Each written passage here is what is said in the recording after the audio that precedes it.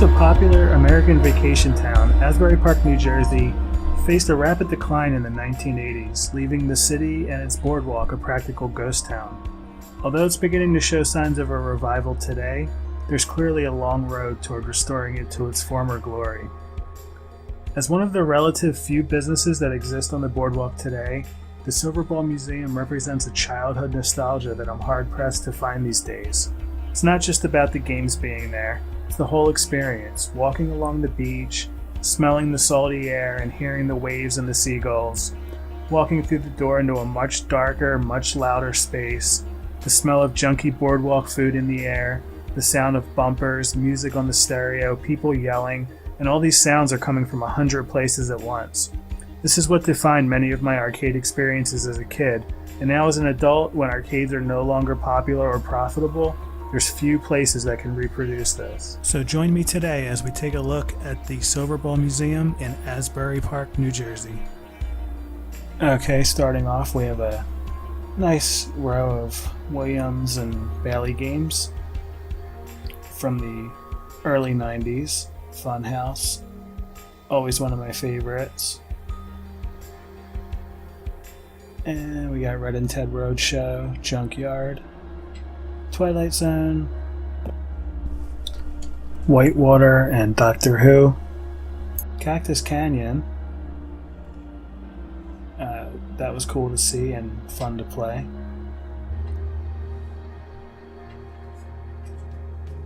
Scared Stiff, Star Trek, Circus Voltaire, Indiana Jones, Attack from Mars, Theater of Magic, maybe my number one favorite game, and the Addams Family, which actually was broken when we arrived, but this was one of the machines that they had up and running by the time we left. Then we have Cyclone, Whirlwind, which was sadly missing some balls, and Bonsai Run. And here we have some older EM machines, Royal Flush, Dancing Lady, Pleasure Isle, Jumping Jack, and then back to a few more 90s machines. This was a really nice Terminator 2. I have to say, most of the machines here had really nice playfields. Medieval Madness, another one of everyone's favorite games, and another game with a really nice playfield.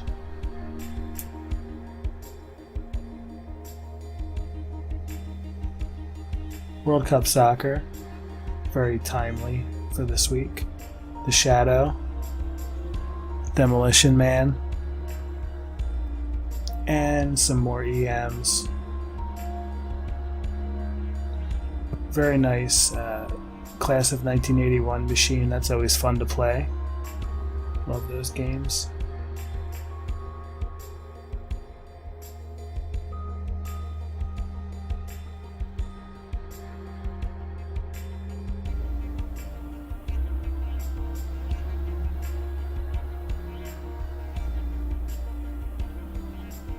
This pitch and bat machine was awesome. It was all mechanical, and in the back glass there, the players would run the bases when you hit the ball. Really fun. And of course, any Jersey Shore arcade is not complete without some skee ball machines. And these mechanical ones on the left are some of the oldest I've ever seen. And then you see we also have a more typical digital version, but that was a very short lane, so I didn't play it too much. I stuck to the mechanical ones, even though I like having the bonus 100 shots to hit. And I never realized that skee ball was invented in Philadelphia, but there you go. These information signs were great. Gorgar, the first talking machine, you know that. Flash, Black Knight, and Safecracker, which I had only ever played on the Pinball Arcade, so this was my first time getting to play it, in a physical form. I really enjoyed it. And they did have some Jersey Jack machines, like Dialed In, The Hobbit, and Wizard of Oz. Dialed In was really fun, but this was the first time I got to play it, and I'll have to play it a bunch more to really get a handle on it, because there is a lot going on in that game. I loved how this sign was shining on the floor here in this row. So we have Fathom, Playboy, Kiss, Xenon, another pretty nice playfield, and Centaur, which I know a lot of people love, but it's just hard for me to track the ball on that game sometimes. I can't get too into it. Again, taking a look at this Circus Voltaire, this was just beautiful, and this is definitely one of my favorite games. Love playing that.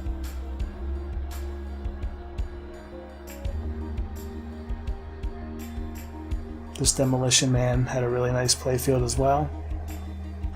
And here we have Power Play, Jokers, which they did get fixed before we left, Pinbot, and Slugfest, which is the newer pitch and bat machine.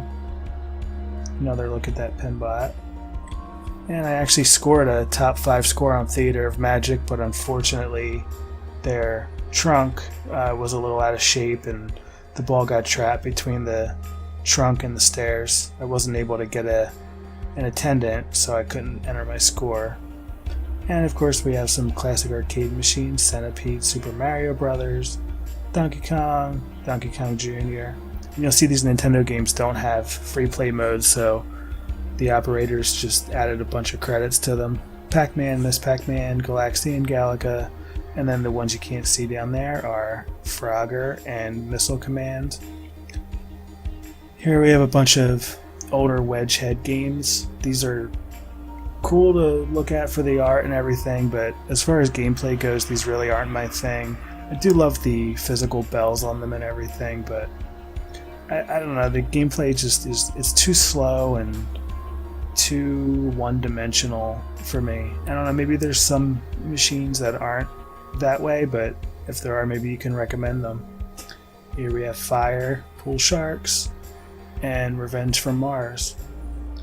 And that was pretty much it, guys, other than a couple other little things. That's pretty much what they have at this point, and I was happy with it. There was one more row of arcade machines that I didn't get any footage of, I didn't realize, but they had like a Simpsons machine, and a few other things. They had a Gorf that wasn't working, and unfortunately that Simpsons machine, at least on the Homer control panel, it had a nice new joystick on it, but it was a 4-way joystick when it should have had an 8-way joystick, so it made the game really hard to play. And they obviously know what they're doing there as far as upkeep, so I don't know why a 4-way stick ended up in that game.